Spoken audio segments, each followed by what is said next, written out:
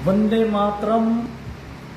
आप सबने न्यूज में देखा होगा, समाचार पत्रों में पढ़ा होगा। 15 तारीख को भारत और चीन बॉर्डर पर, सीमा पर, लद्दाख एरिया में गलवान घाटी पर जो घटना घटी, बड़ी ही दुखद घटना है। ये 58 साल बाद में चीन ने बहुत बड़ी गद्दारी की है हमारे साथ, और हमारे उसमें संघर्ष में 20 सेना के जवान शहीद हो गए। हम पूरे देशवासी, हम सब उनको भावभीनी श्रद्धांजलि अर्पित करते हैं कि भारत माता के लाडले, भारत माता की रक्षा के लिए उन्होंने प्राणों की आहुति दिए। मेरे भाइयों बहनों, आप सब जानते हो कि हमारे भारत देश को हम भारत माता कहते हैं और भारत माता की जय बोलते हैं, वंदे मातरम कहते हैं। और शांति पर्व में भीष्म पितामह ने कहा है कि हमारे राष्ट्र की, हमारे देश की जो सीमाएं हैं वो हमारे माँ के वस्त्र के समान होती है। उनकी रक्षा करना हमारा कर्तव्य और फर्ज होता है।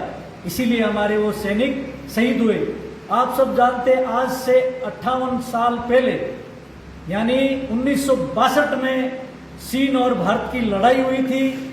उस लड़ाई में हमने 43,000 वर्ग किलोमीटर भारत की जमीन इस चाइना ने दबाई थी, चीन ने दबाई थी। उसमें हमारा आराध्य देव शिव जी का कैलाश पर्वत, हमारा मानसरोवर, जगत गुरु शंकराचार्य जी ने, जो आज गुरु जगत गुरु शंकराचार्य जी हुए, उन्होंने भारत देश के अंदर सत्य सनातन हिंदू धर्म की स्थापना आगे बढ़ती रहे ये नाम, इसलिए उन्होंने 4 मठों की स्थापना की थी, 7 अखाड़ों की स्थापना की थी, 52 मडियों की स्थापना की थी।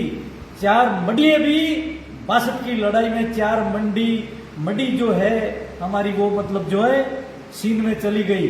तो ऐसे इसने मतलब हमारी 43,000 वर्ग किलोमीटर जमीन दबाई। लेकिन हम भगवान से प्रार्थना करते हैं कि भारत देश वापस मतलब उस जमीन को लेगा, हमें मानसरोवर और हमें कैलाश पर्वत और वो 4 मडिये वापस प्राप्त होगी। ऐसे हम शंकर भोलेनाथ शिव जी से प्रार्थना करते हैं। हमारी भारतीय तीनों सेनाएं बड़ी सक्षम है, रणबांकुरे, और हमारे भारत की केंद्र सरकार एकदम तैयार है। उन्होंने कहा है कि उन शहीदों का जो बलिदान है वो व्यर्थ नहीं जाएगा। अब हमें क्या करना है?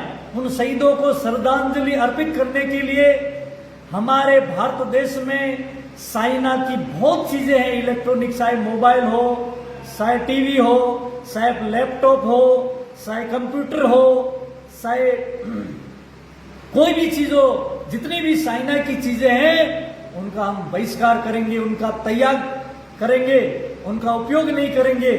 तब ही मतलब जो है हम स्वदेशी अपनाएंगे, तब ही हमारे उन शहीदों को सच्ची श्रद्धांजलि अर्पित होगी और इस चाइना की अकल ठिकाने आएगी। केंद्र सरकार, तीनों सेनाएं तो अपना काम कर ही रही है, लेकिन हमारे एक आम नागरिक का ये फर्ज होता है कि हम भी मतलब ये चाइना की जितनी चीजें हैं ना वो सब बंद कर दे, क्योंकि ये भारत में इतनी चीजें भेजता है, इलेक्ट्रॉनिक सामान हो, कई प्रकार का सामान, वो हमारे पूरे घर में, हमारे बाथरूम में, हर जगह मतलब इसका सामान है। मतलब XYZ कपड़ा हो, कुछ भी हो, जितनी भी चीन की चीजें मेड इन चाइना, उसका हम त्याग करेंगे और उससे मतलब हमारे शहीदों को श्रद्धांजलि होगी। भारत का अरबों करोड़ों रुपए जो चाइना में, चीन में जा रहा है और वो हमारा दुश्मन है, बार बार गद्दारी करता है। और एक बात आपको और बता दूं, वुहान में इसकी बहुत बड़ी लेबोरेटरी है, उसी लेबोरेटरी में ये कोरोना वायरस इसने तैयार किया।